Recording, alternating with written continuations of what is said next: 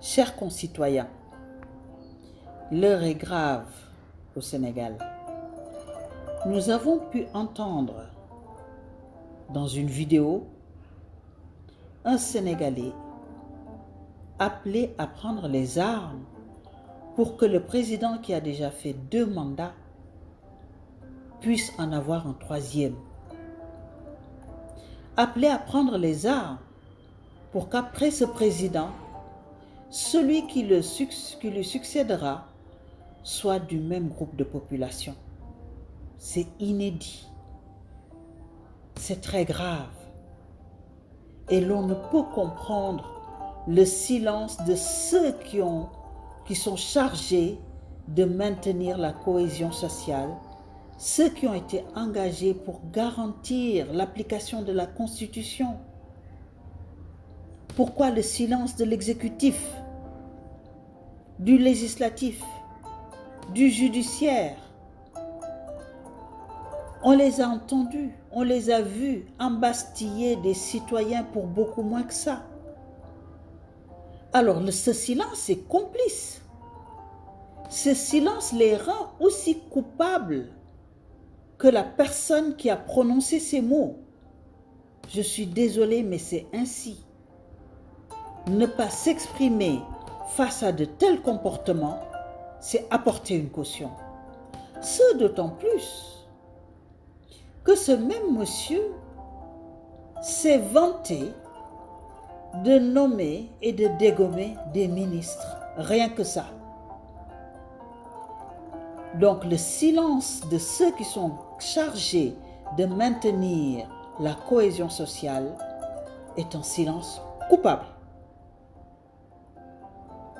Mais le silence aussi de beaucoup de nos concitoyens face à de tels fléaux ou d'autres fléaux du même ordre, ceux qui assistent sans rien dire ou en parlant sous le menton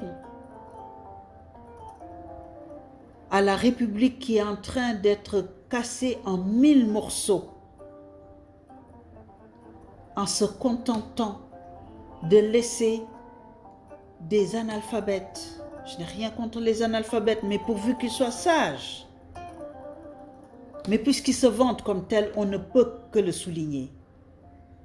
C'est parce que ceux qui savent ne veulent plus assumer de responsabilités que ceux qui ne savent pas ont pris le devant et prennent les relais de cette République. Et c'est ainsi. Et les laisser faire, c'est aussi être coupable. Alors j'en appelle aux citoyens épris de République, épris de nation, épris de vivre ensemble dans la paix, épris de constitutionnalité, épris d'une vraie République sénégalaise, à se lever et à dire non, ça ne passera pas. Ce n'est pas un détail, ce n'est pas anodin, ce n'est pas une affaire d'une personne qui délire.